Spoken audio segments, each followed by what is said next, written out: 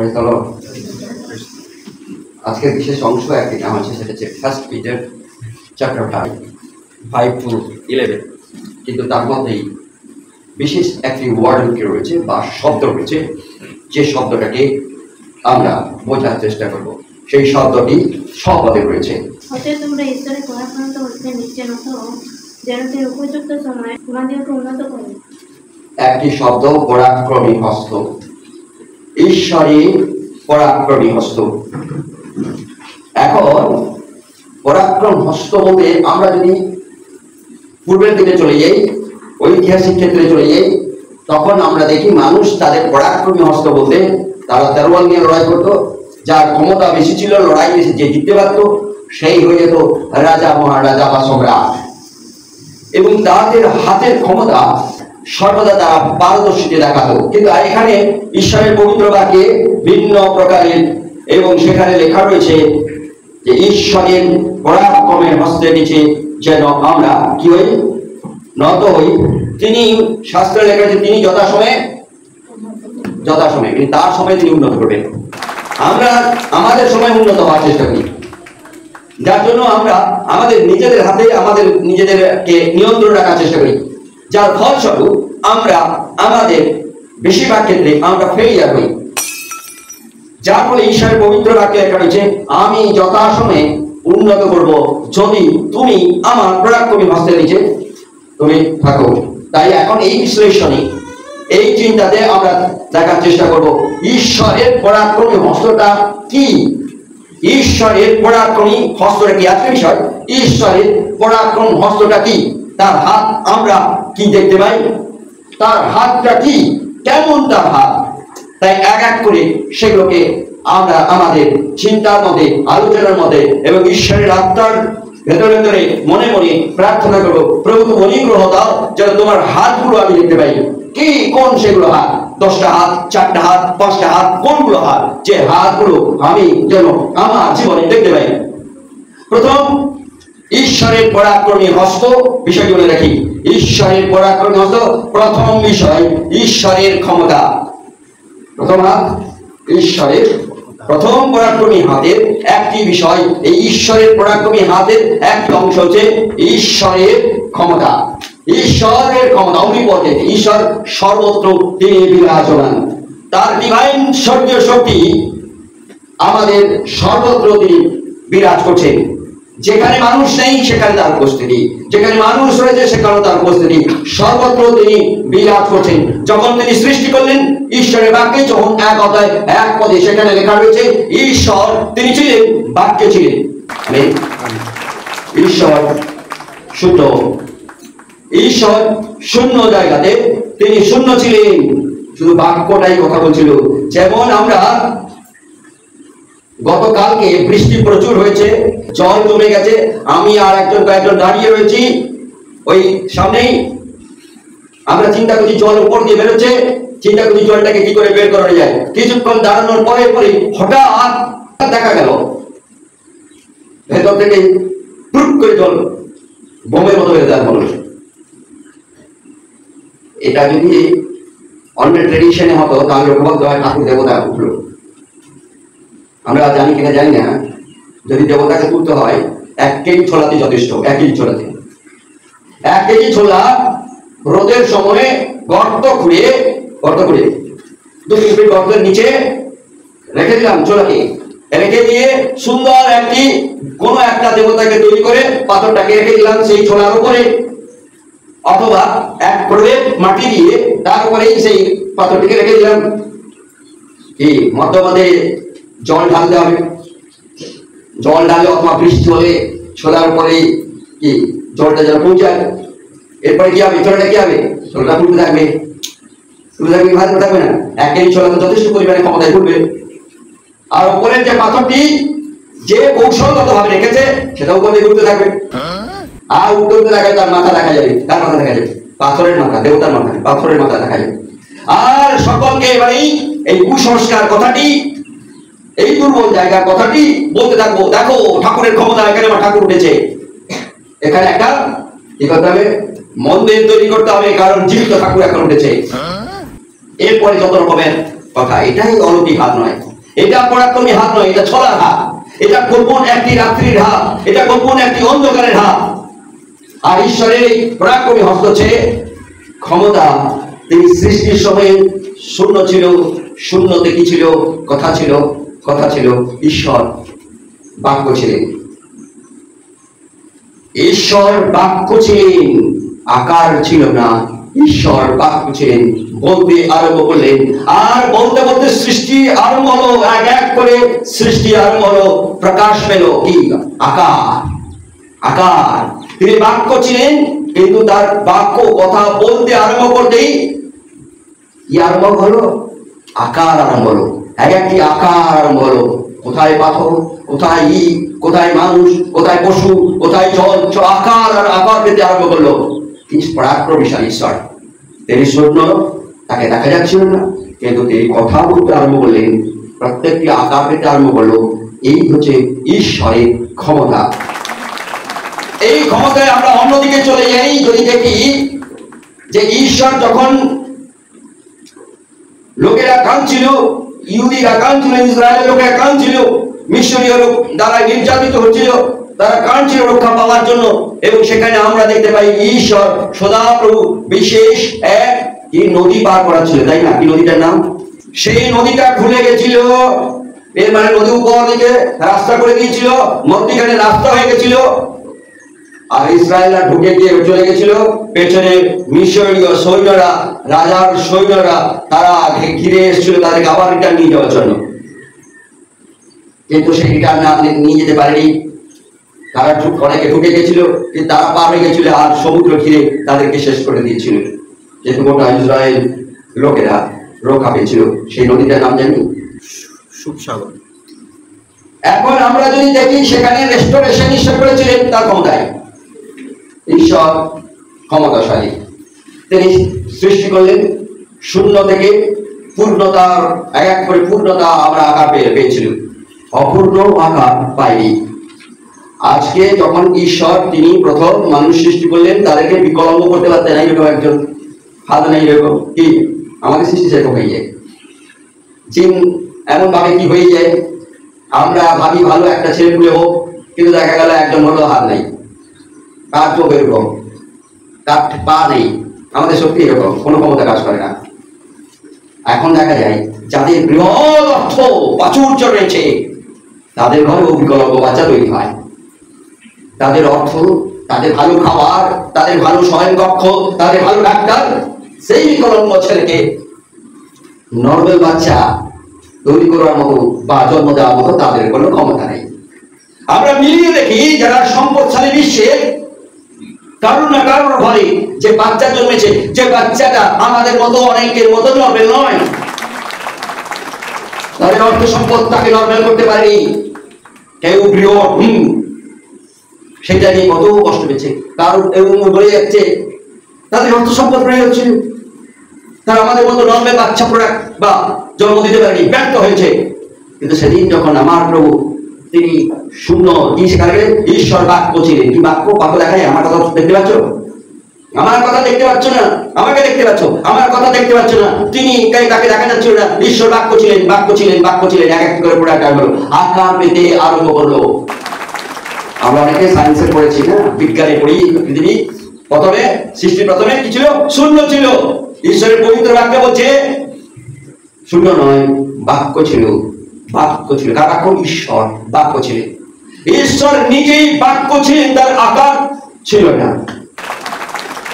এখানে একটু আমাদের চিন্তাকে পরিষ্কার করে দিতে চাই। কিন্তু ঈশ্বর তিনি নিরাকার, কিন্তু খ্রিস্টের দ্বারাই তিনি আকার প্রাপ্ত, পবিত্র আত্মার দ্বারাই আমাদের সহবর্তী বর্তমান, যাকে আমরা ইম্মানুয়েল বলি। তাই যিশু বলেন, যে আমাকে দেখেছে সে পিতাকে দেখেছে, যে আমাকে দেখেছে সৃষ্টির প্রারম্ভে ঈশ্বরের বাক্যকে কন্টিনিউসলি দেখতে পাবে, দেখেছে, দেখতে থাকবে। তাই ঈশ্বর ডিভাইন স্ট্রেংথ, স্বর্গীয় শক্তি, সেই স্বর্গীয় শক্তিকে আমরা কি করতে পারি? দেখতে পাই না, কিন্তু অনুভব করতে পারি। সেই শক্তিকে আমরা দেখতে পাই না, কিন্তু আমাদের মধ্যে তিনি কাজ করেন। সেই শক্তিকে আমরা দেখতে পাই না, কিন্তু তিনি আমাদেরকে রক্ষা করেন। সেই শক্তিকে আমরা দেখতে পাই না, কিন্তু বুঝতে পারি তিনি আমাদের সঙ্গে সঙ্গে তিনি রয়েছেন। তাই তিনি সৃষ্টির প্রারম্ভে ছিলেন। তিনি আমাদেরকে যখন তিনি রিডিমশন যীশু খ্রিস্টের দ্বারাই করলেন, এবং তার ইনফ্লুয়েন্স গোটা বিশ্বে রয়েছে। তার ইনফ্লুয়েন্স, তার উপস্থিতি সারা বিশ্বের সর্বত্র রয়েছে। আমেন। প্রথম বিষয়, ঈশ্বর তিনি ক্ষমতাশালী। দ্বিতীয় বিষয়, ঈশ্বরের কর্তৃত্ব। মনে রাখা চেষ্টা করি, গডস মাইটি হ্যান্ড। ঈশ্বরের পরাক্রমী হস্ত একটি বিষয়, তার হস্তটা কি? ঈশ্বর ক্ষমতাশালী। দ্বিতীয়টা তিনি কি? ঈশ্বরের কর্তৃত্ব। আমি যখন ঈশ্বরের হস্তের পরাক্রমী হস্তের নিচে আসবো, ঈশ্বরের বাক্য বলছে তিনি আমাকে তার সময়ে যথাসময়ে তিনি কি করবেন? উন্নত করবেন। আমার সময় নয়, আমার সময় এই মুহূর্তে দরকার, এই মুহূর্তে দরকার। আমরা এই মুহূর্তে প্রত্যেকটা যখন আমরা খুঁজে বের করি, এই মুহূর্তে আর সেই মুহূর্তগুলো আমাদের কাছে কালের বা কাল মানে জানি আগামীকাল নয়, কাল মানে হচ্ছে অভিশাপের কারণ হয়ে ওঠে। এই মুহূর্তে দরকার। কিন্তু শাস্ত্রে বলছে যদি ঈশ্বরের পরাক্রমী হস্তের নিচে কেউ আসে, ঈশ্বর বলছেন তিনি তার সময়ে কি করবেন? দেবেন বলেননি, উন্নত করবেন। যথাসময়ে তিনি উন্নত করবেন। প্রথম যদি তার হস্তের নিচে আসতে হয়, প্রথম বিষয় হচ্ছে ঈশ্বরের ক্ষমতার নিচে আসতে হবে। দ্বিতীয়, ঈশ্বরের কর্তৃত্বের নিচে আসতে হবে। ঈশ্বরের কর্তৃত্ব কি? এটা হচ্ছে আলটিমেট সোর্স বা উৎস, শেষ উৎস। সবকিছু শেষে মানুষ ঈশ্বরের কাছে আসে। যখন কোনো কিছু পায় না, অর্থ যখন ফেলিয়ার হয়, ক্ষমতা, তার নিজস্ব ক্ষমতা যখন ফেলিয়ার হয়, যখন সব কিছু ফেলিয়ার হয়, তখন শেষ সোর্সে হচ্ছে ঈশ্বরের কাছে মানুষ আছে। ঈশ্বর প্রত্যেকটা ক্ষেত্রে যখন তিনি তার ক্ষমতার তার কর্তৃত্বের নিচে কেউ আসে, তিনি নিশ্চিত করেন প্রত্যেকটা ক্ষেত্রে সাস্টেনেবল। এর মানে আমি আজকে 10 টাকা ইনকাম করলাম, এবারে আমি আজকে রাত্রিতে যখন গাড়ি ফিরবো, চাল ডাল ইত্যাদি নিয়ে ফিরবো, এরপরে সেই টাকাটি 10 টাকাটাও শেষ হবে। এটাকে সাস্টেনেবল গোল বলে না। সাস্টেনেবল গোল হচ্ছে যে আমি আমার এই টাকা শেষ হয়ে যাওয়ার পরেও রসদ কন্টিনিউ থাকবে, আমার এই রসদ শেষ হবে না, চলতে থাকে। সাস্টেনেবল গোল বলতে আমার এই রিসোর্স কোনোদিন শেষ হবে না। তাই যখন ঈশ্বরের রিসোর্সে পৌঁছায়, তার ভান্ডার শেষ হয় না। আমরা চলে যাই। একজন ভাববাদী ছিলেন, তিনি একটি বিধবার হাঁড়ি থেকে খাবার খেয়েছিলেন। কি যেন নামটি? এলিও। এলিও কেন চলে গেছিলেন? কারণ রাজার পরাক্রমী হাত থেকে বাঁচবার জন্য, রাজার ক্রোধ থেকে বাঁচবার জন্য, রাজার অদ্ভুত উচ্ছৃঙ্খল জীবন থেকে বাঁচবার জন্য ঈশ্বরের দাস তিনি পালিয়ে গেছিলেন, এবং এমন একটি জায়গায় পালিয়ে গেছিলেন যেখানে রাজা খুঁজে পাচ্ছিল না। সেখানে সেই বিধবা বা সেই পরিবার খাদ্য সংকটে হচ্ছিল। তাদের ঘরে অল্প কিছু আটা বা ময়দা ছিল আর অল্প তেল ছিল। ভদ্রমহিলা বলছেন এটাই শেষবারের মতো তৈরি করে খাবো, যতদিন এই খাবার খেয়ে বেঁচে থাকতে পারবো, এই শেষ খাবার খেয়ে আমার মৃত্যুটাকে আমার নিজের চোখে আমার ছেলের মৃত্যু, আমার নিজের মৃত্যুকে দেখতে হবে। কিন্তু এই ভদ্রলোক এলিও তিনি কি বলে উঠলেন? তিনি বলে উঠলেন, ওই যেটুকু রয়েছে সেটা আমাকে করে দাও।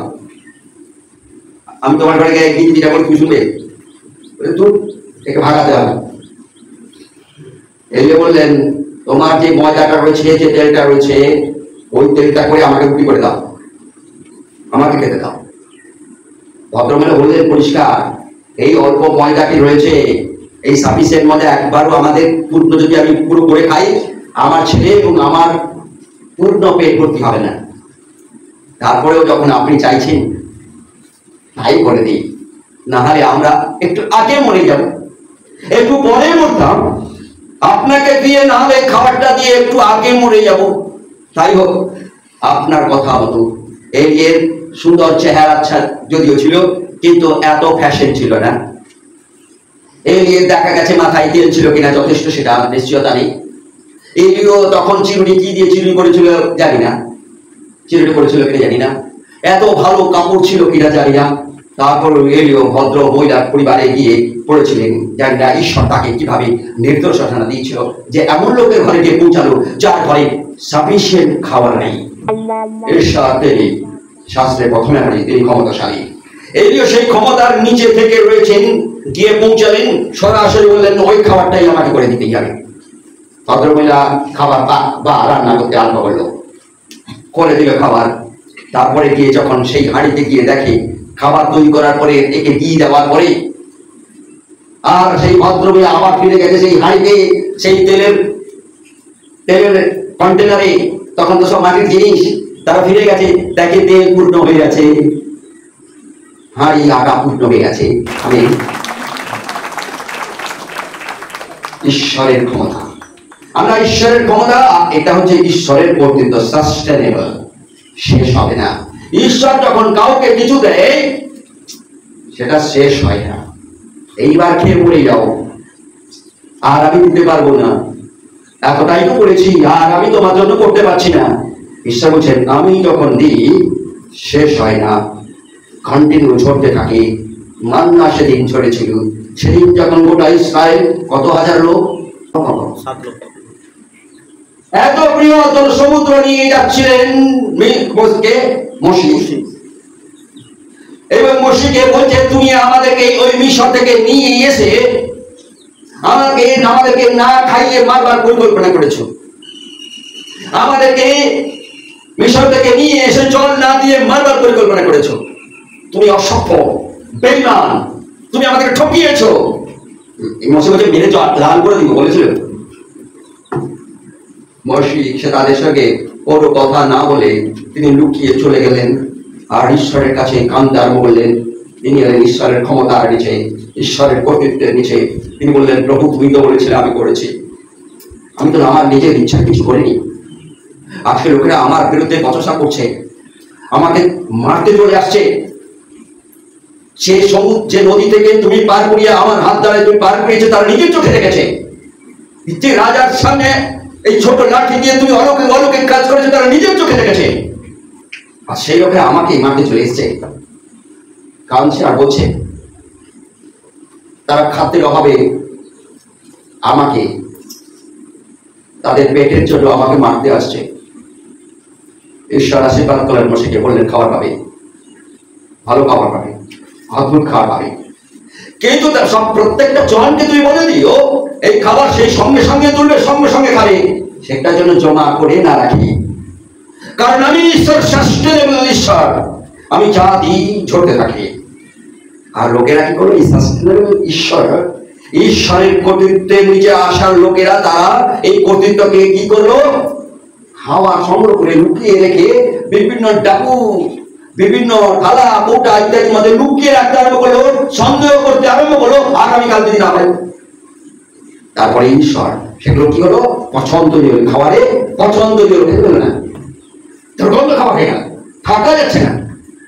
ঈশ্বর বলেছেন যতটুকু দরকার ততটুকু সেই মুহূর্তে তুলবে, খাবে, রাখবে না। এবার যদি বেশি পড়ে থাকো, আমি ঈশ্বর সেগুলোকে পছন্দ দিব না। কিন্তু তোমাদের হাত লাগার পরে যেগুলোকে তুমি রেখে দিবে তোমার কর্তৃত্বে, সেগুলো কিন্তু খাবারগুলো সুস্থ থাকবে না, সুস্থ থাকেনি, পচন হয়ে গেছিল। এইগুলো ঈশ্বর, তিনি সদাপ্রভু। এই ইতিহাস, মসির এই ইতিহাস, মসি তিনি বলতে আরম্ভ করলেন তোমরা কেন এটা করলে, কেন রাখতে গেলে, কেন নিজের কর্তৃত্বের নিচে এলে, ঈশ্বরের কর্তৃত্বের নিচে কেন এলেন না? ঈশ্বরের কর্তৃত্ব পরাক্রমী হস্তবাড়ি, ঈশ্বরের একটি ক্ষমতা। দ্বিতীয়টি হচ্ছে ঈশ্বরের কর্তৃত্ব। সেই কর্তৃত্বটি কি? তিনি হচ্ছেন, তার সোর্সটা হচ্ছে শেষ, তার রিসোর্স, তার সোর্স, তার উৎস হচ্ছে শেষ, আলটিমেট সোর্স। তিনি যা কিছু করেন তার সবকিছুতে সাস্টেনেবল। আজকেও পৃথিবীতে এই যাবৎ কত ধ্বংস হয়েছে, আমরা মঞ্জুদার ঘটনা করেছি, আমরা বিভিন্ন রকমের জাতির কি ধ্বংস দেখেছি, কিন্তু আজ পর্যন্ত মানুষ কন্টিনিউ রয়েছে। এত মৃত্যু হতে, এত মৃত্যু, এত মৃত্যু, তারপরে কিন্তু শেষ হয় না, সৃষ্টি সাস্টেনেবল।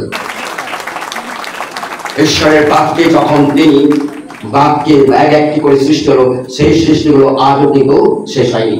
বিভিন্ন বন্যায় শেষ হয়ে যাচ্ছে, এটাই শেষ হয়ে যাচ্ছে, ওটাই শেষ হয়ে যাচ্ছে, ওটাই শেষ হয়ে যাচ্ছে, কিন্তু ঈশ্বরের সৃষ্টি আজও শাসন, এটাই হচ্ছে শাসনাগল। তার সৃষ্টিতে শেষ হয় না যতক্ষণ তার নির্দেশ না আসে, যতক্ষণ তার মানুষ অপরাধ করছে, পাপ করছে, মানুষ ঈশ্বরের বিরোধী আচরণ করছে, কন্টিনিউ করে যাচ্ছে। তারপরেও ঈশ্বর তিনি শেষ করছেন না বড় কিছুই। এটাই হচ্ছে তার সৃষ্টির সাস্টেনেবল মানে যে সৃষ্টি আরম্ভ হয় শেষ হয় না। আমেন। প্রথম বিষয় ঈশ্বরের ক্ষমতা, ঈশ্বরের পরাক্রমী হস্ত। প্রথম বিষয় ঈশ্বরের ক্ষমতা। দ্বিতীয় বিষয় ঈশ্বরের কর্তৃত্ব। ঈশ্বরের কর্তৃত্বটা কি? ঈশ্বর তিনি শাসনকারী, ঈশ্বর তিনি শোষণকারী নয়। তার কর্তৃত্বটা কি? তিনি শাসন করেন। আমরা যেমন ছেলে মেয়েদেরকে যখন শাসন করি, বলি এটা করো, এটা করো না, এটা করো, নিশ্চয়ই তোমাদের বিপদে ফেলে দেওয়ার জন্য আমরা করি না, তোমাদেরকে সুরক্ষা দেওয়ার জন্য আমরা করি। কিন্তু তোমরা অনেকে বিরক্ত হয়ে দেখা যাবে টক করছো বা ভেতরে নয়, প্রকাশ করতে পারছে না, কারণ ছোট তো, হাত গেলে দেখা যাবে তুমি যদি একটা হাত মারা, আমরা দুটো মারে, তুমি পারবে না, লড়াই করতে পারবে না, ঠিক না? পারবে? কিন্তু তারা সুযোগ পেলে ঢুকিয়ে দিব। আমরা ঈশ্বরকে সেদিন মসিহ সময় ঈশ্বরকে ওখানে করেছে। কাকে করেছে? ঈশ্বরের করেন, মসিহ করেছে। মসিহ সর্বদা ঈশ্বরের লোকদেরকে সুরক্ষা দেওয়ার জন্য বারংবার চেষ্টা করেছে। খাদ্য দিয়েছে, জল দিয়েছে, তার সেই ছোট লাঠির দ্বারাই রাজার কাছে গিয়ে পৌঁছেছে, যে মিশরীয়রা দিনের পর দিন খাদ্য পয়সা পেত না, এত বৃহৎ জনসমুদ্র গিয়ে রাজাকে ঘিরতে পারত না, কিন্তু একা মসিহজি দাঁড়িয়েছিল, দাঁড়িয়ে গিয়ে গোটা মিশর থেকে ইসরায়েলকে যাতে সরিয়ে নিয়ে যাওয়া যায়, এই বৃহৎ ফারোর কাছ থেকে যেন সরিয়ে নিয়ে যাওয়া যায়, এটা মসির ইচ্ছে ছিল। তারপরেও মসি অনেক ক্ষেত্রে বারবার বলছে, ঈশ্বর আমাকে কেন নিয়ে আসছো, আমি তো ব্যর্থ একজন, আমি ভালো কথা বলতে পারি না, আমি দুর্বল, আমি ভয় করি। সে মসিকে বলছে, মসি আমি যে তোমাকেই ব্যবহার করতে চাই, আমার হাতের, আমার এই শক্তির নিচে তোমাকে আসতে হবে, আমার কর্তৃত্বের নিচে আসতে হবে। পরবর্তীতে আরো দুটো রয়েছে, আমি দেখবো। ঈশ্বর শাসনকারী, তিনি শাসন করেন। ছোট বাচ্চা আগুন দেখলে দৌড়ায়, জল দেখলে দৌড়ায়, দৌড়ে কি দৌড়ে না? কোনো জায়গায় কোনো ধর্মীয় লোকের কাছে গিয়ে পৌঁছাবে, সে যদি তোমার বাচ্চাকে প্রথম দেখতে পায়, সে তখন তোমার কপাল দেখে বলতে আরম্ভ করে, তোমার বাচ্চা জলের বিপদ রয়েছে। কারণ এখন তো সব জায়গায় ইলেকট্রিক, তাই এখন আগুনের বিপদ কম থাকবে। তারপরে পুজো খুঁজে বের করার চেষ্টা করবে, আপনি কিসে রান্না করেন, গ্যাসে রান্না করেন না উনুনে রান্না করেন? গ্যাসে রান্না করে তো উঁচুতে, ঠিক না? তার জন্য বাচ্চা হাত পাবে না, উনুনে হল বলবে, এরপরে বলবে আগুনে কিন্তু আপনার বাচ্চার বিপদ রয়েছে। আপনি ভয়ে করবেন কি? কারণ আপনি তার কর্তৃত্বের নিচে চলে গেছেন, তার শাসনের নিচে চলে গেছেন। আপনি ভয় করবেন কি করবো, এখান থেকে বাঁচার উপায় কি? বাঁচার উপায় আছে। 501 টাকা দিতে হবে, একটা সুপারি দিতে হবে, একটা কষা ফল দিতে হবে, তুম, যাই হোক কি বলবে জানি না, দিলে একটা আমি ডেন্ডিয়া করে দিব, ওটা করে দিলে আপনার বাচ্চা, হ্যাঁ, তারপরেও আপনি ঘিরে রাখবেন, তারপরেও ঘিরে রাখতে হবে। জানে ও তার ডেন্ডিয়াতে কিছু কাজ হবে না, ওই ঘিরাতেই কাজ হবে। কার কর্তৃত্বের, কার শাসনের নিচে এলাম? একটা মানুষের শাসনের নিচে এলাম। ঈশ্বর বলছেন, আমি শাসন করি, আমি এমন শাসন করি, সম্পূর্ণ সুরক্ষা আমি দিয়ে রাখি। যদি কেউ আমার পরাক্রমী হস্তের নিচে আসে, আমি তাদের শাসন করি, আমি তাদেরকে ধার্মিকতার পথ দেখাই, আমি তাদেরকে তাদের বিচার করি। আমি ঈশ্বর সদা প্রভু, এবং প্রত্যেকটি বিচারের আমি অ্যাকাউন্টেবিলিটি, এর মানে আমি আমার হিসাব দিই, আমি হিসাব দিই মানুষের কাছে যে আমি এমন একজন শাসনকারী, ন্যায় শাসনকারী। এই ঈশ্বরের কর্তৃত্ব আমরা কিভাবে পেতে পারি? আমাদের জীবনে ঈশ্বরের কর্তৃত্ব আমরা পেতে পারি বাধ্যতার মধ্য দিয়ে, আরাধনার মধ্য দিয়ে, এমনকি তার ইচ্ছা অনুসারে চলবার মধ্য দিয়ে। তৃতীয় বিষয় হচ্ছে তার ইচ্ছা। তৃতীয় বিষয় হচ্ছে ঈশ্বর পরাক্রমী হস্ত। প্রথম আমরা দেখলাম ঈশ্বরের ক্ষমতা, দ্বিতীয় দেখলাম ঈশ্বরের কর্তৃত্ব, তৃতীয় ঈশ্বরের ইচ্ছে বা ঈশ্বরের will, God's will, his will. তিনি সবরিয়েন, সার্বভৌম ঈশ্বর, সর্বশক্তিমান ঈশ্বর, সবকিছু সৃষ্টির পরে তিনি ভগবান নয়, মনে রাখি। তিনি ভগবান নন, ঈশ্বর ঈশ্বর। তিনি যার ইংলিশে মিনিং করা সার্বভৌম, ইংলিশে সবরিয়েন, বাংলাতে সার্বভৌম, ক্ষমতাশালী, সর্বময় ক্ষমতাশালী। ভগবান কিন্তু সর্বময় ক্ষমতাশালী নয়। আপনার নাকে ব্যথা, একটা ভগবানের কাছে যেতে হবে যে ভগবান শুধু নাকের চর্চা করে, মানে ডাক্তারের মতো নাকে ডাক্তার। আপনার পেটে ব্যথা, আপনার সেই পেট দিয়ে যে ভগবান দেখভাল করে সেই ভগবানের কাছে যেতে হবে। আপনি সারা জীবন হাতুড়ি খুন্তি ইত্যাদি নিয়ে কাজকর্ম করেন, সেই ভগবানের কাছে যেতে হবে যে ভগবানের হাতে হাতুড়ি রয়েছে, পাল্লা রয়েছে। কি বুঝতে পেরেছি? আপনি প্রচুর ভয় করেন, এই ভয় কাটানোর জন্য যে ভগবানের কাছে তরোয়াল রয়েছে সেই তরোয়ালের কাছে যেতে হবে। না জমানা নেই ক্ষমতা, ভগবান, ভগবান মানে বোঝাতে হবে। যদি সেই ভগবানের কাছে, এখন তো আমি জানি না ভগবান এখন নতুন কিছু বেরোয় কিনা, তার কারণ হচ্ছে এখন যদি দেখা যাক, এখন তো সব মিসাইল টিসাইল বের করেছে, এখন কোন ভগবানের কাছে গিয়ে পৌঁছালে মিসাইল থেকে রক্ষা পাবে আমি জানি না। কারণ এখন পর্যন্ত কোনো ভগবান আবিষ্কার নিয়ে যাব যে মিসাইল নেবে যে কোন ভগবান। কিন্তু ঈশ্বরের পবিত্র সৌরিয়েন, সৌরিয়েন মানে ঈশ্বর, সৌরিয়েন মানে সার্বভৌম, সর্বময় ক্ষমতাশালী, যিনি সৃষ্টি করেছেন, তিনি শাসন করছেন, তার বিরাজমান ঈশ্বর, তিনি সর্বত্র রয়েছেন। তাকে তৈরি করে তার কাছে তোমাকে পৌঁছাতে হবে না, তিনি তোমার কাছে পৌঁছাবেন। আমেন। বাবা কাছে তোমাকে পৌঁছাতে হবে না, বাবা তোমার কাছে এসে হাজির। তিনি সর্বভৌম। তাই আমরা প্রথমে দেখেছিলাম তিনি সর্বত্র অমনিপটেন্ট, তিনি সর্বময় ক্ষমতাশালী। এখন আমরা তার অথরিটি, যেহেতু তার কর্তৃত্ব রয়েছে, তিনি সর্বত্র উপস্থিত রয়েছে, তিনি অমনি প্রেজেন্ট। এখন তার ইচ্ছাকে জানবার জন্য তাই আমরা মনে রাখার চেষ্টা করি তিনি সর্বভৌম। তোমার ইচ্ছা তিনি জানেন, তোমার পরিকল্পনা তিনি জানেন, তোমার ভেতরে ভেতরে কি কুসংকল্প তিনি জানেন। তুমি ভেতরে রেখে যাচ্ছ, পুরানো নিয়মে ছিল তুমি কি নরহত্যা করিও না, আর যিশু বললেন তুমি রেখে কাউকে মারবার যদি ভেতরে ইচ্ছা প্রকাশ করো তুমি নরহত্যা করছো। আর সেই নরহত্যাটা আমরা রেকর্ড করতে পারছি, কে রেকর্ড করছে? ঈশ্বর সদা প্রভু, তিনি রেকর্ড করছে তোমার এই ক্রোধ। তুমি ক্রোধের জন্য সুযোগ এটা আমি তোমাকে দেখতে পাচ্ছি না। সভরেন গড, তিনি তোমার এই ভেতরের ইচ্ছাটাকে তিনি নোট করে রাখছেন। তুমি একজন কি? তুমি একজন নরহত্যাকারী। সদা প্রভু তিনি তোমার নরহত্যা, তিনি জানেন সারাদিন কটা নরহত্যা করছো, রেখে গিয়ে একে মেরে দিচ্ছ, মানে মেরে দিচ্ছ না, মেরে মারছো। দেখা গেল কেউ কিছু বললো রুমের ভেতরে ঠিক আছে, নরহত্যা করছো। ঈশ্বরের পবিত্র বাক্য বলছে তুমি একজন নরঘাতক, তুমি একজন নরঘাতক।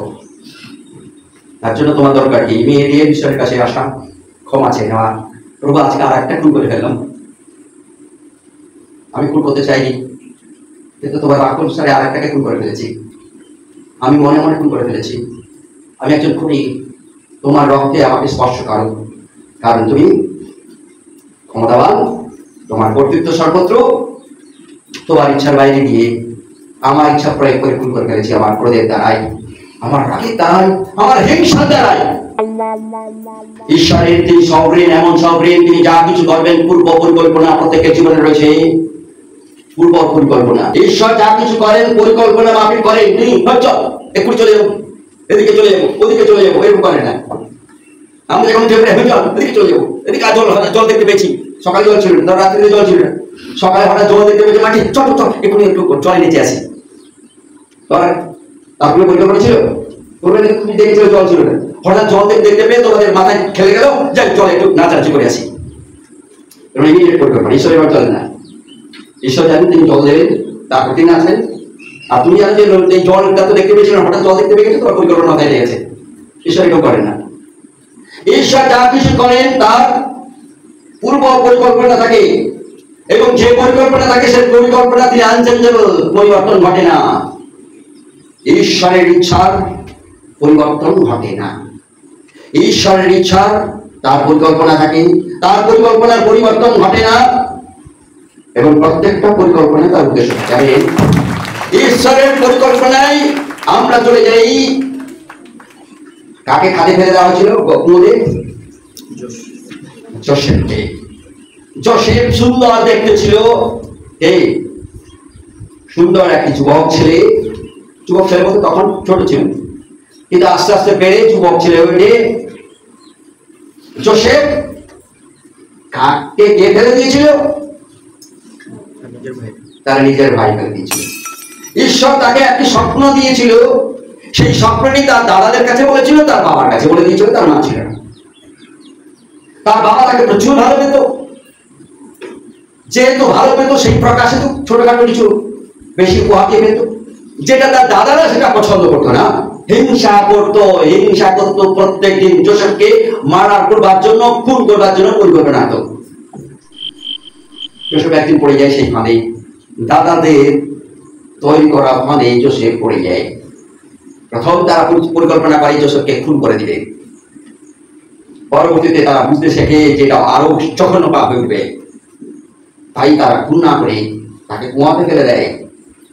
কুয়াতে ফেলে দেওয়ার পরে চিন্তা করতে আরম্ভ করে নিজেদের পরিকল্পনা দেখি, মানুষের পরিকল্পনা, নিজেদেরকে ধনী বড় বৃহত্তর হওয়ার জন্য নিজের পরিকল্পনা দেখি। সেই পরিকল্পনা কি? যোসেফকে খুন। না না না, যোসেফকে খুন করে আবার নিজে আলোচনা করে এটা কি নিজেদের ইমিডিয়েট ইচ্ছা। আলোচনা করার পর বলছে না, খুন করবে না, কুয়োতে ফেলে দিই, শুকনো কুয়োতে পড়ে থাকবে আমার ভাই না, শুকনো কুয়োতে থাকবে তো আবার শুকিয়ে মরে যাবে, ওটা আবার খুলি খেতে পারবে না, কুয়োতে উঠতে পারবে না। তুল এই ভেড়ার যে দড়ি ছিল আবার নামিয়ে দিবে বলতো যোসেফ বলে তুই ধর তুলে আনলো।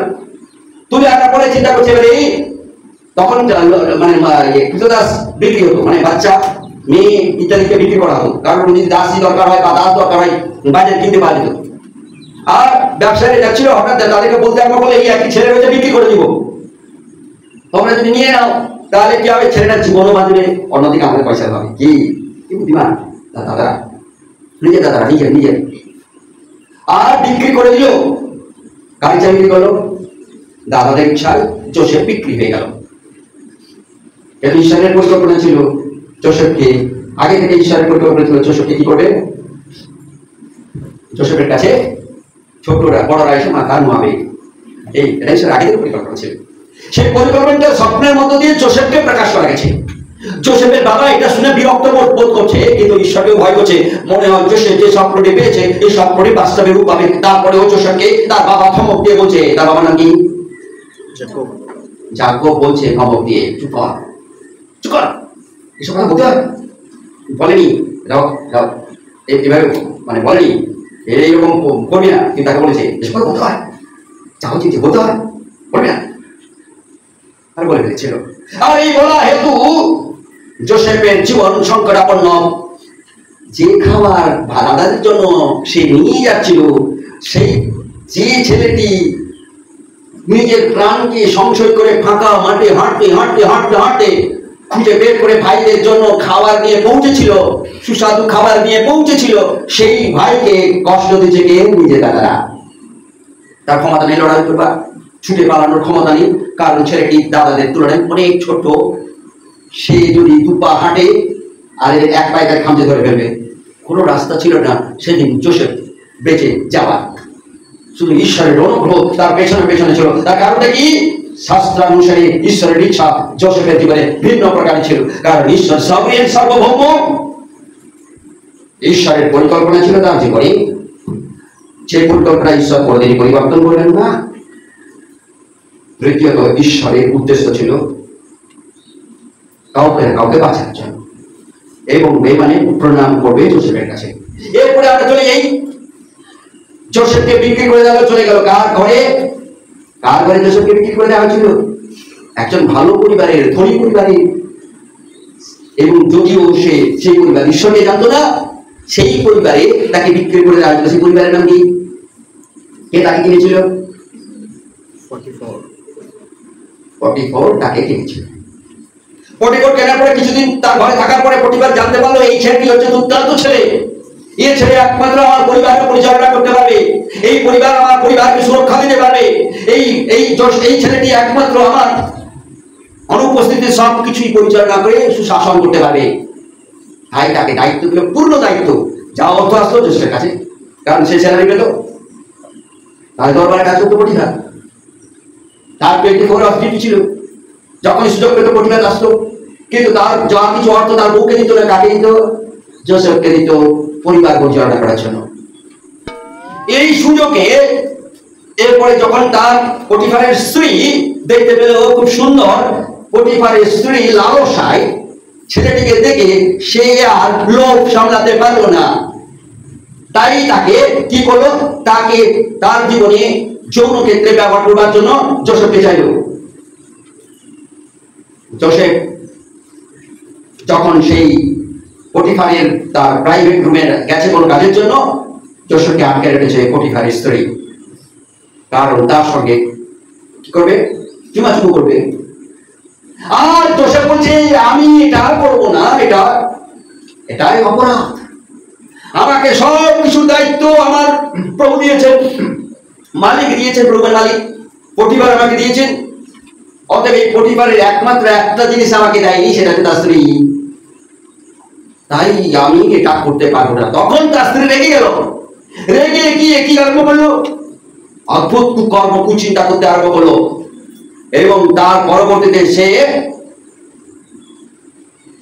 তার গায়ের একটি কাপড়ের অংশ এভিডেন্স হিসাবে সে রেখে গিয়ে বলতে আরম্ভ করলো, চিৎকার করতে আরম্ভ করলো, আমাকে চাপতে ধরে আমাকে কুকর্ম করেছে। তারপরে তার স্বামী যখন আসে পটিফার তাকে কমপ্লেন দিতে আরম্ভ করলো যে তাকে যে যুবক রেখে রেখেছো, এ আমার ইজ্জত করতে চেষ্টা করেছিল, আমি কোনো বেঁচেছি, দেখো সেই কাপড়টি এখন তার সেখানে পড়ে রয়েছে। ওকে, কি কেমন কাপড় হাসানো? জোসেফ তাতে ডিফেন্স করেনি, জোসেফ তাকে দাঁড়িয়ে বলেনি আমি অপরাধ করিনি, কোনো কথা শোনেনি। পটিফার তাকে, যে পটিফার জোসেফকে এত ভালোবাসতো, যে পটিফার তাকে এত বিশ্বাস করতো, যে পটিফার তার ইচ্ছার অনুসারে তার পরিবার পরিচালনার জন্য একবার জোসেফকে জিজ্ঞেস করেনি বাস্তবটা কি।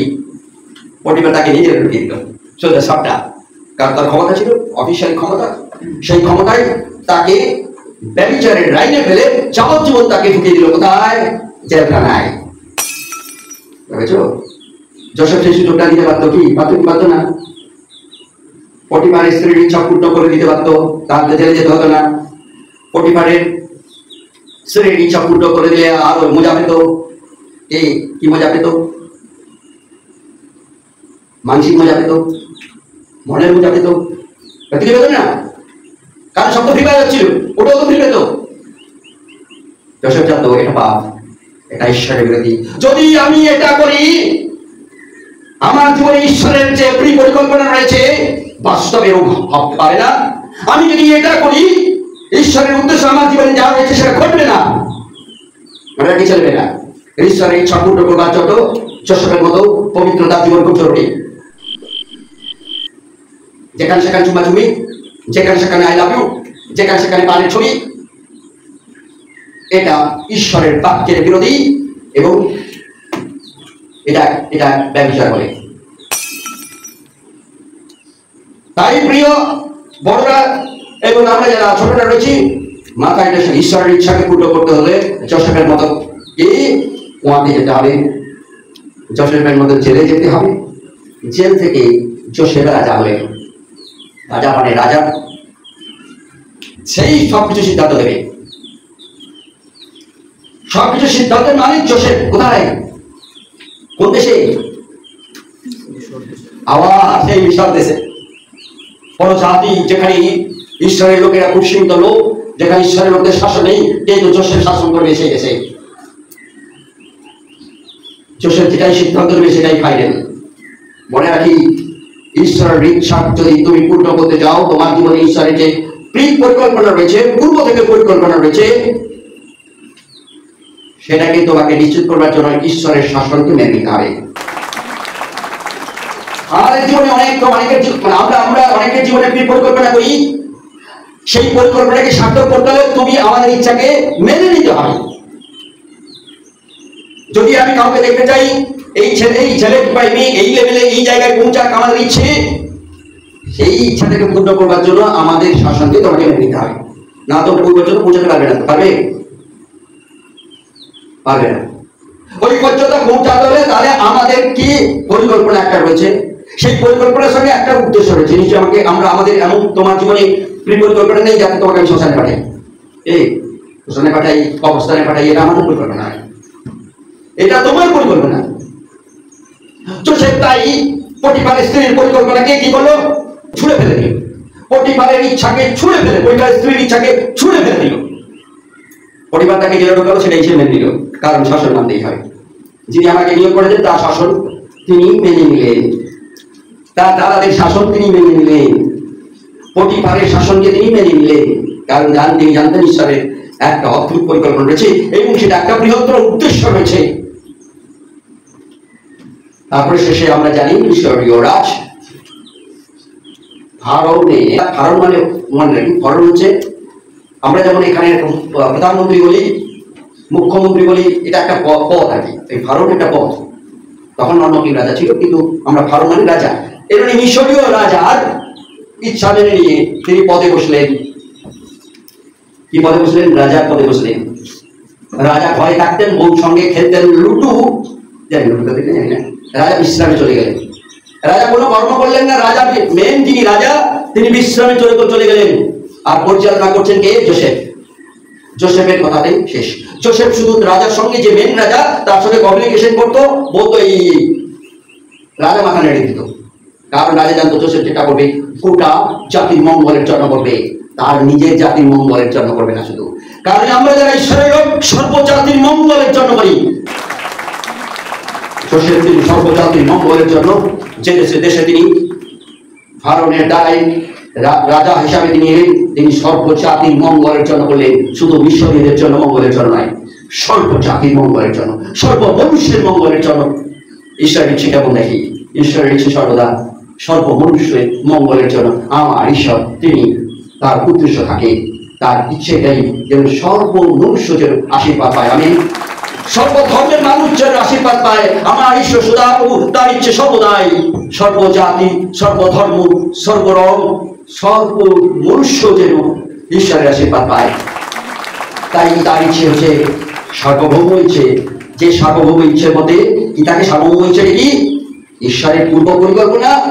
তারপরে কি না, ঈশ্বর তিনি যে পরিকল্পনা করেন সেগুলো পরিবর্তন ঘটে না। তৃতীয়ত কি? তৃতীয়ত হচ্ছে তার উদ্দেশ্য রয়েছে প্রতিটি পরিকল্পনায়। মনে রাখার চেষ্টা করি। আমি জানি 2 মিনিট চলে যাওয়ার পর জিজ্ঞেস করার পর তোমরা মনে রাখতে পারবে না, তার কারণ আমি জানি না। সার্বভৌম ইচ্ছে এক, তার পূর্ব পরিকল্পনা থাকে। সার্বভৌম ইচ্ছা 1, 2, তার উদ্দেশ্য থাকে। সার্বভৌম ইচ্ছাই তার পরিকল্পনায় পরিবর্তন ঘটে না। সার্বভৌম ঈশ্বরেরই তার ইচ্ছে কি? সার্বভৌম ইচ্ছে। এই সার্বভৌম ইচ্ছের দ্বিতীয় বিষয় হচ্ছে মোরাল উইল। মোরাল মানে কি? নৈতিকতার ইচ্ছে। নৈতিকতার ইচ্ছে কি? কেমন ভাবে মানুষ জীবন যাপন করবে, কেমন ভাবে মানুষ কথাবার্তা বলবে, কেমন ভাবে মানুষ তার বডি ল্যাঙ্গুয়েজকে করবে, কি চুপচাপ দাঁড়িয়ে থাকবে, এগুলো হচ্ছে মোরাল ইচ্ছে। ঈশ্বরের ইচ্ছে যদি তুমি নিজে আসো, তোমার কি পরিবর্তন হবে? তোমার ঈশ্বরের সার্বভৌম ইচ্ছে তোমার মধ্যে কাজ করবে। মানবিক নৈতিকতার ইচ্ছেগুলো তার নৈতিকতা ইচ্ছেগুলো কাজ করবে। আমার নৈতিকতা নেই, আমার নৈতিকতা ভুল করে দেওয়া, কামড়ে দেওয়া, চিমটি করে দেওয়া, কাউ যাচ্ছি না রাস্তা দিয়ে যাচ্ছে কাউকে লাথি মেরে দেওয়া, চাপা করে দেওয়া, চলে এটা আমাদের ইচ্ছে। কিন্তু ঈশ্বরের একটা নৈতিক ইচ্ছে রয়েছে, যা শাস্ত্রে লিপিকরণ রয়েছে, প্রত্যেকটি নৈতিক ইচ্ছে।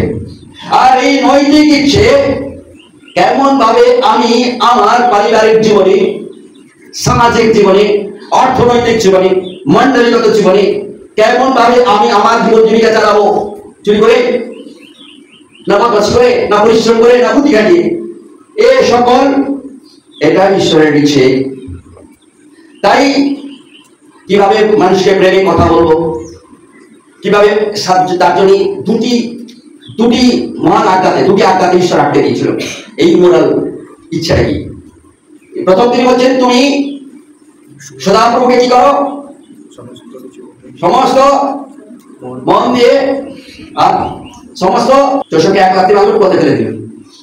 আবার এক লাথি মারলো, বিক্রি করে দিল।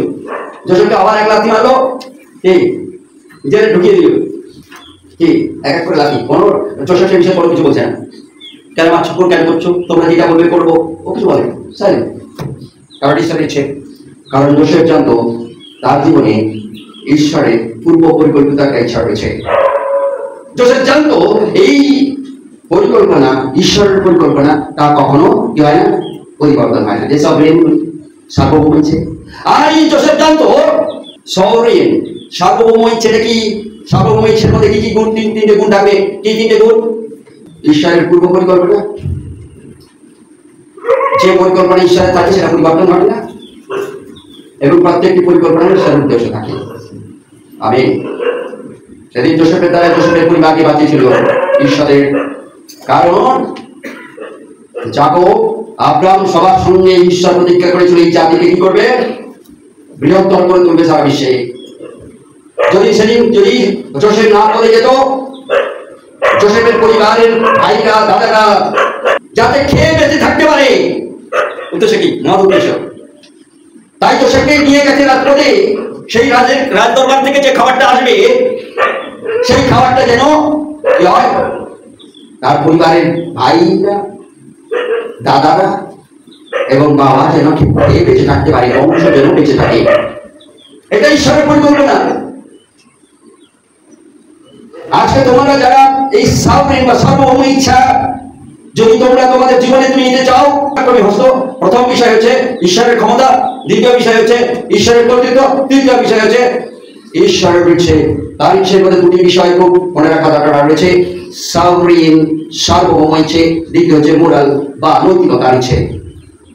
তোমার প্রেম নয়, ঈশ্বরের প্রেমে তুমি প্রেম করবে। তাই তোমাদেরকে জিজ্ঞেস করা হয়েছিল, প্রথম তুমি সমস্ত মন দিয়ে, সমস্ত শক্তি দিয়ে, সমস্ত প্রাণ দিয়ে তুমি তোমার সদা প্রভুকে, তোমার সৃষ্টিকর্তাকে প্রেম করবে। দ্বিতীয়টি কি, তুমি তোমার প্রতিবেশীকে, তুমি যেমন নিজেকে প্রেম করো তেমনি তোমার প্রতিবেশীকে প্রেম করবে। নিজেকে কেমন প্রেম করো? খাদ্য না পেলে কাঁদতে থাকো, কাপড় না পেলে কাঁদতে থাকো, কি দুঃখ পাও? লোকের কাপড় থেকে, লোকের ছেঁড়া কাপড় থেকে তোমার দুঃখ হয়? লোকে খাবার না পেলে তোমার দুঃখ হয়? প্রতিবেশীকে বরং তুমি যদি তোমাকে যদি কমফোর্ট জোন না দেয়, তুমি একদম উঠি মেরে দেবে, আমার তো আমি মেরে দেবো, চট বিশেষ করে। তুমি চতুর্থ জায়গায় ঈশ্বরের নির্দেশনা। পরাক্রমী হস্তের নিচটা হচ্ছে প্রথম ঈশ্বরীয় ক্ষমতা নিচে আসা, পরাক্রমী হস্তের নিচে তৃতীয় কি ঈশ্বরের কর্তৃত্বের নিচে আসা, তৃতীয়টি কি ঈশ্বরের ইচ্ছার নিচে আসা, চতুর্থ হচ্ছে ঈশ্বরের নির্দেশনায় চলা। আমার নির্দেশনায় আমি চলবো না, কার নির্দেশনায় চলবো? ঈশ্বরের নির্দেশনায় চলবো। সেই নির্দেশনা পাওয়ার জন্য প্রথম ঈশ্বরের বাক্য রয়েছে। তৃতীয়ত যখন প্রার্থনা সে জীবন যাপন করে, ভেতরে তিনি কথা বলেন। অনেক সময় ভেতরে কেউ একজন কথা বলেন। যারা আমরা ঈশ্বরের সঙ্গে রিলেশন প্রতিদিন নিয়ন্ত্রণ রেখেছি, কম বেশি কোনো না কোনো সময় ঈশ্বর কথা বলেন। ঈশ্বর কথা বলেন, ভেতরে কথা বলেন। তোমার সঙ্গে ঈশ্বর তিনি নীরবে কথা বলেন। প্রার্থনায় তোমাকে শান্তি দেন, যেটা করলে তুমি শান্তি লাভ করবে, প্রার্থনার পরে তুমি শান্তি লাভ করবে। তিনি অলৌকিক ঘটনা ঘটিয়ে তিনি বুঝিয়ে দেন তার নির্দেশনা। দেখা গেছে কারো রোগ হয়েছে, আপনি ঈশ্বরের কাছে প্রত্যেকদিন কাঁদছেন, ঈশ্বর তিনি সুস্থ করছেন না। ঈশ্বর আপনাকে কি ভালো পায় না? ঈশ্বর আপনাকে প্রচুর গভীরভাবে ভালো পায়। তাই হেতু হয় ঈশ্বর আপনাকে সুস্থ করছে না। যদি আপনাকে পূর্ণ সুস্থ করে দেওয়া হয়, তাহলে 2-3 মাসের পরে আপনি ঈশ্বরের ক্ষেত্রে দুর্বল হয়ে যাবেন। আমি অনেক এই উদাহরণ আমি জানি। সিঁড়িতে কিছু লোক ছিল, ছেলেটি প্রচুর অসুস্থ হয়ে পড়তো, এবং প্রার্থনার পরে সে সুস্থতা লাভ করার পরে ঈশ্বরকে জীবন দেয়, এবং তারপরে তার একটা ছোট জায়গা দেয়, সেখানে উপাসনা হয়। উপাসনা হওয়ার পর সে কিছুদিন সুস্থ, ধরো অনেক দীর্ঘ বছর হয়ে গেল সুস্থ থাকে। তারপরে সে বলে, আমি আর চারটা এখানে রাখবো না, আমার ঘর থেকে এখানে সরাও, আমি এখানে চাষ করতে দেবো না। আর সে চার্চে আর না। দীর্ঘ বছর কেটে গেছে। এখন শুনছি বুড়ো হয়ে যাওয়ার সময় একটু করে চার্চে এসে কারণ দেখতে পেয়েছে আসক্তি নেই। সুস্থ হয়ে যাওয়ার পরেই সে প্রভুকে আর চলতে আরম্ভ করলো না। আপনি অসুস্থ, যদি সুস্থ হয়ে যান আপনি এরকম করতে পারেন। তাই আপনাকে এরকম অসুস্থ রাখলে প্রত্যেকদিন বলবেন, বাবা আমাকে ধরো, আমি কষ্ট পাচ্ছি, প্রত্যেকদিন আপনি কাঁদবেন। আপনি অনেক অনেক ঈশ্বরের কাছে থাকবেন, এভরিডে আপনি ঈশ্বরের কাছে থাকবেন, এভরিডে আপনি কি পূর্ণ সম্পর্কে থাকবেন। কিন্তু যখন আপনি সুস্থ হয়ে গেলে আপনার মনে দুর্বলতা থাকতে পারে, আবার কিছুদিনের পরেও এরকম মনে একাই ভালো হয়ে গেল। তাই আপনার ভালোর জন্য এই সার্বভৌম ইচ্ছেটা, সেই সার্বভৌম ইচ্ছেটা কি ঈশ্বরের উদ্দেশ্য রয়েছে। ঈশ্বরের আপনার জীবনের পূর্ব থেকে তার পরিকল্পনা রয়েছে আপনাকে পাওয়া, আপনাকে পেয়েছে, আপনাকে রেখেছে উদ্দেশ্য, এবং আপনি তার সঙ্গে সঙ্গে থাকেন। এবং এই পরিকল্পনা কি হয় না, পরিবর্তন হয় না। আমি যত প্রার্থনা করি পরিবর্তন হবে না, কারণ এটা ঈশ্বরের ইচ্ছে আপনাকে কাছে পাওয়া, গভীরভাবে পাওয়া। আপনার নম্রতা, আপনার বিনয়, আপনার চোখের বন্ধন, প্রত্যেকদিন প্রভু আপনি যে বলছেন আমি সেই দিনে আমি কি করবো, তোমার চোখের জল আমি আমার নিজের হাত দিয়ে মুছে দিলাম।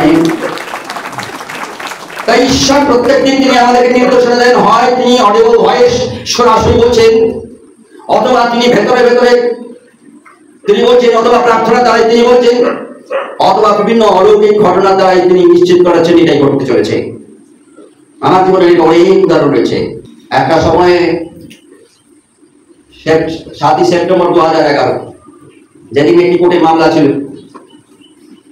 সেই দিন লোকেরা ঘিরে যায় গোটা মিশন কম্পাউন্ড, যাতে আমি কোর্টে যেতে না পারি সুনিশ্চিত করার জন্য। সেদিন যখন আমি যাই, ভেতরে ঢুকে যখন আমি প্যান্টটা পরতে আরম্ভ করি, প্যান্ট বলে দিল আর তোকে যেতে হবে না। কি ঘটেছিল, প্যান্টের সেদিন চেন কেটে গেছিল। তারপরে আরেকটু গেছি, জিপ ছিলতে গেছি, সেদিন সেই জিপ ছিলাতেই, এতদিন সেই জিপ ছিলাকে ব্যবহার করেছি, আমার কোনো কিছু কাটেনি। সেদিন কিন্তু হালকা জিপ কেটে গেছিল, বুঝে দিচ্ছিল আর মুখে কিছু বলিসনি, লোকেরা খুব বিপদে টেনে নিয়েছে মুখ সেটা। চেন বলে দিয়েছিল বাইরে বেরোবি না, তারপরে সে প্যান্টটাকে চেয়েছিল, আবার দ্বিতীয় প্যান্ট পরে তারপরে বেরোনোর চেষ্টা করেছিলাম। ঈশ্বর সুনিশ্চিত করে ইনসিডেন্ট ঘটনার দ্বারাই আমি তোমাকে বলেছি কথা বলবি না, বলবি না। আমি তোমাকে বলেছি তুমি বেরোবি না, তারপরে প্যান্ট পরে বেরোবি। ঈশ্বর সদা প্রভু তিনি বিভিন্ন ঘটনার মধ্যে দিয়ে তিনি বলেন, তিনি আমাদের সঙ্গে কথা বলেন, তিনি কথা বলেন অডিবল ভয়েসে। কেউ আমরা যখন দর্শন দেখি, ঘুমিয়ে কেউ দর্শন দেখে না, জেগে দর্শন দেখে। স্বপ্ন লোক ঘুমিয়ে দেখে, কিন্তু দর্শন সে জেগে দেখে।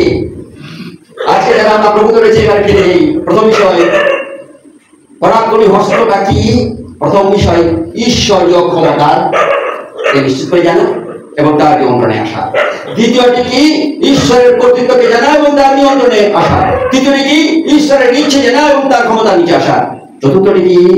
চতুর্থটি হচ্ছে ঈশ্বরের নির্দেশনা জানা এবং তার নিয়ন্ত্রণ। প্রথম ঈশ্বরের বাক্য, তার গাইডেন্স, তার নির্দেশনা। দ্বিতীয় কি? ঈশ্বর তিনি ভেতরে কথা বলেন। তৃতীয় কি? ইনসিডেন্ট, বিভিন্ন ঘটনা দ্বারা তিনি কথা বলেন। ঈশ্বর অলৌকিক দ্বারা কথা বলেন, এমনকি তিনি প্রার্থনার সময় তিনি কথা বলেন। আমেন। ঈশ্বর প্রত্যেকের জীবনে ভিন্ন ভিন্ন সময় তিনি কথা বলেন। তাই আজকে যারা আমরা প্রভূত রয়েছি, কারা চাই ঈশ্বরের পরাক্রমী হস্তের নিচে আসতে? কারা চাই?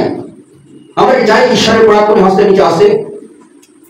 যদি ঈশ্বরের পরাক্রমী নিচে কেউ আসে, তার জীবনে ট্রান্সফরমেশন ঘটবেই, তার জীবনে ট্রান্সফরমেশন নতুনীকরণ ঘটবেই, তার কথা বলার মধ্যে নতুন কিছু ভাব পাবে,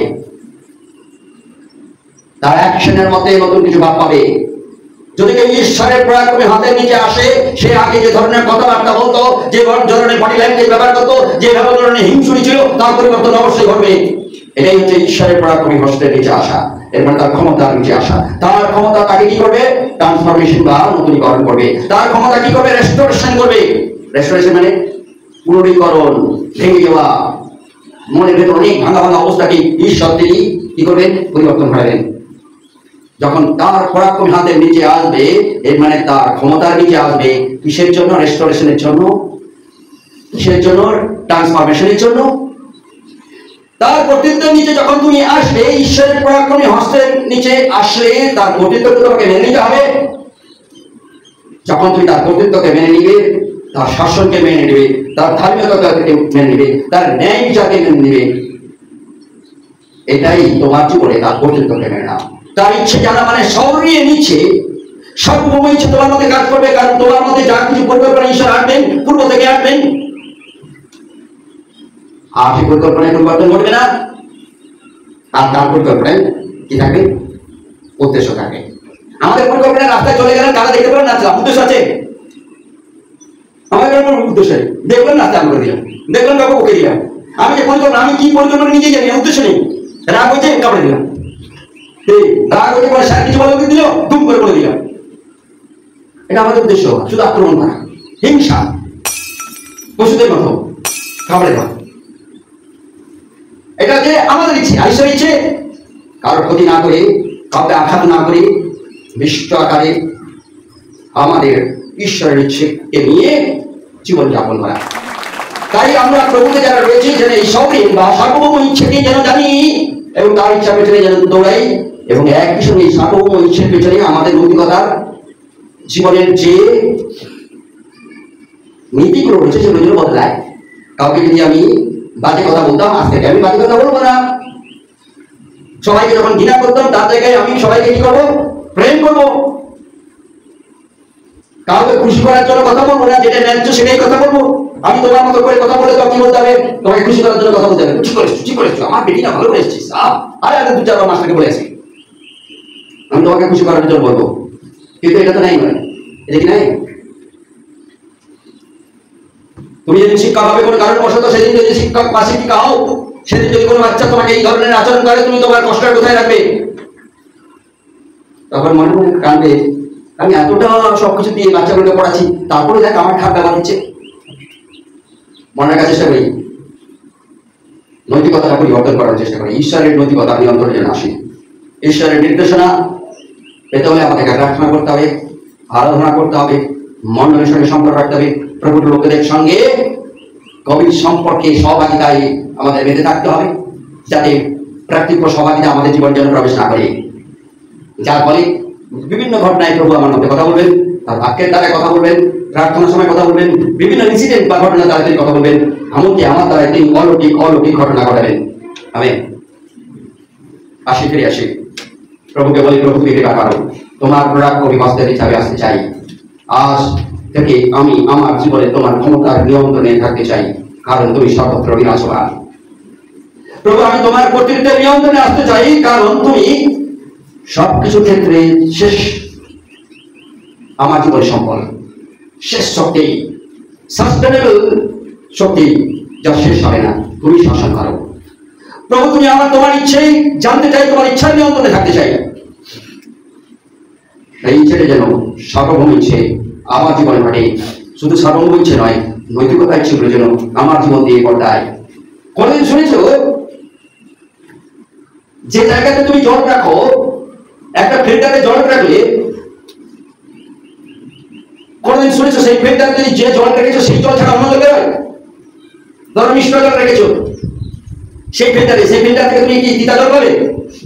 আর তোমার মধ্যে যদি যে মিষ্টি জল যদি তুমি রেখেছো, তাহলে তিতা জল বেরোয় কেন? ঝাল জল বেরোয় কেন? কি মানে বুঝতে পারছি? তিতা জল মানে এমন কথা বললে তোমার কথা বেরোবে, তিতা বোধ করলো। এমন কথা বললে তোমার কথাতে ঝাল ঝাল বেরোলো। ঝাল ঝাল মানে বুঝতে পারছো? ঝাল অতিরিক্ত হলে কিন্তু খুব আরাম লাগে। ও কি সুন্দর টেস্টি, কি সুন্দর ঝাল রে বাবা, এত সুন্দর ঝাল। পরে কেউ শুনেছ অতিরিক্ত ঝালে কেউ বলে, অতিরিক্ত ঝালে নাচতে থাকি, নাচতে থাকি। কেউ বলে বরফ দিয়ে, কেউ বলে চিনি দিয়ে, কি কেউ বলে না অতিরিক্ত ঝাল, কি সুন্দর ঝাল, এরকম করে মিষ্টিতে করে, এরকম করে। নৈতিকতার ইচ্ছেগুলো যেন মানুষকে তোমাকে তৃপ্ত দেয়। ঝাল তোমার কথাতে লোকেরা যেন ঝাল বোধ না করে, তোমার কথাতে যেন তিতা বোধ না করে। তোমাকে তিতা খেতে দিলে তো তুমি খাও না, কারণকে বেগুন দিয়ে খাও না। তাহলে তোমার তিতা, তোমাকে আমি যখন তিতার জল দিচ্ছি খাচ্ছ না, তাহলে তোমার তিতা কথাগুলো কত কষ্টদায়ক হতে পারে। তোমার ঝাল দেওয়ার কথাগুলো কতটা ঝাল সেটা বুঝতে পারো যদি কাটা জায়গায় তুমি সেই ঝালটা লাগিয়ে দাও। কাটা জায়গায় দেখেছো? কোন কার কেটেছে কোনোদিন? কার কেটেছে জীবনে? মানে রক্ত বেরিয়েছে কার? সেই জায়গায় যখন কেটে যাবে না একটু লঙ্কা দিয়ে দিবে, টেস্ট আনতে পারে কেমন টেস্ট। তাই তোমার কথার ছালে যদি কাউকে ঝাল মেরেছো সেটা কতটা কষ্ট হতে পারে বুঝতে পেরেছো? তাই মিষ্টি কথা বলা খুবই জরুরি। যদি তুমি ঈশ্বরের পরাক্রমী হস্তের নিচে আসতে চাও তাহলে ঈশ্বরের ক্ষমতা, ঈশ্বরের কর্তৃত্ব, ঈশ্বরের ইচ্ছে, ঈশ্বরের নির্দেশনাকে তার নিয়ন্ত্রণে তোমাকে আসতে হবে। তবে তুমি পূর্ণ একজন মানুষ, ঈশ্বরের গৌরবের মানুষ হবে। জন কিন্তু সুসমাচার বলছে 10 অধ্যায়ে বিশেষ করে 28 এবং 29 পদ, যদি তুমি ঈশ্বরের পরাক্রমী হস্তের নিচে আসো, ঈশ্বর বলছে আমার হস্ত থেকে কোন শক্তি আমার হাত থেকে তোমাকে কেড়ে নিতে পারবে না। আর আমি তাহাদিগকে অনন্ত জীবন দিই। আমি তাহাদিগকে, যদি তুমি আমার পরাক্রমী হস্তের নিচে আসো, এর মানে তুমি আমার ক্ষমতার নিচে, আমার কর্তৃত্বের নিচে, আমার ইচ্ছার নিচে আর আমার নির্দেশনার নিচে আসো, আমি তোমাকে কি দেব? অনন্ত জীবন দেব। আর তাহারা কখনোই বিনষ্ট হইবে না। তারা কখনো, তোমরা কখনো বিনষ্ট হইবে না, নষ্ট হবে না, ভুল হলেও নষ্ট হবে না, কোন মৃত্যু তোমাকে নষ্ট করতে পারবে না। আমেন। আর এবং কেহই আমার হস্ত হইতে, কেহই আমার হস্ত থেকে তাহাদিগকে কাড়িয়া লইবে। তাহাদিগকে কেড়ে নিতে পারবে না। কাদেরকে? যারা ঈশ্বরের পরাক্রমী হস্তের নিচে এসে তার ক্ষমতার পেছনে দৌড়াবে, ক্ষমতার নিয়ন্ত্রণে থাকবে, তার কর্তৃত্বের নিয়ন্ত্রণে থাকবে, তার ইচ্ছার নিয়ন্ত্রণে থাকবে, তার নির্দেশনার জীবন যাপন করবে। ঈশ্বর বলছেন কেউই আমার হাত থেকে কেড়ে নিতে পারবে না। দ্বিতীয়ত তারপরে 29 সে বলছে একই কথা বলছে, আমার পিতা যিনি তাহাদের আমাকে দিয়াছেন, আমার পিতা যিনি আমার তোমাকে দিয়েছেন, তুমি যারা আমার এই বিশেষ পরাক্রমী হস্তের নিচে এসছো, তিনি সর্বাপেক্ষা মহান। এই সর্বাপেক্ষা মহান। শুনে রেখো। এবং কেহই পিতার আবার বলছে কেহই হস্ত হইতে কিছুই কাড়িয়া লইতে কেহই পিতার হস্ত থেকে কিছুই কাড়িয়া লইতে পারে না। কিছুই দুবার বলা হচ্ছে আমার হস্ত থেকে এগুলো কেড়ে নিতে পারবে না। এমনকি যিনি আমাকে আমার পরিকল্পনা দিয়ে পাঠিয়েছিলেন, সেই পিতার হাত থেকেও তোমার যা কিছু রয়েছে, শান্তি, আনন্দ, যা কিছু রয়েছে, কোনোটাই কেড়ে নিতে পারবে না। কারণ তুমি আমার পরাক্রমের হাতের নিচে রয়েছ, আমার কর্তৃত্বের নিচে রয়েছ, আমার ক্ষমতার নিচে রয়েছ, আমার ইচ্ছার নিচে, আমার ইচ্ছা যে তুমি জীবন যাপন করো, আমার নির্দেশনায় তুমি জীবন যাপন করো। আমার হাতে থেকে কেড়ে নিতে পারবে না। জায়গাটা দাগ মার্কি করে রাখি। 28 10 অধ্যায় 40 সুসমাচার 29 পদে, 28 পদে শেষ অংশ বলছে আমার হাত থেকে কেউ কেড়ে নিতে পারবে না। 29 শেষ অংশ বলছে আমার পিতার হাত থেকে কোনো কিছুই কেড়ে নিতে পারবে না তোমার। আমেন। তুমি চাও তোমার জীবন? তুমি কি চাও তোমার শান্তি? তুমি কি চাও তোমার আনন্দ? আমরা প্রভুর কাছে আসি, প্রভুকে বলি প্রভু আমি তোমার মহান পরাক্রমী হাতের নিচে এসেছি, কারণ তুমি আমি জীবন যাপন করবো। কি নিয়ে জীবন যাপন করবো? প্রথম কি নিয়ে জীবন যাপন করবো? ঈশ্বরের ক্ষমতার নিচে আমি থাকবো। ওই প্রভু আমি তোমার ক্ষমতার নিচে থাকবো। দ্বিতীয়, তোমার কর্তৃত্বের নিচে থাকবো। তৃতীয়, তোমার ইচ্ছানুসারে আমি চলবো। চতুর্থত, তোমার নির্দেশনা মেনে চলবো। আসি দাঁড়িয়ে প্রভু আছে।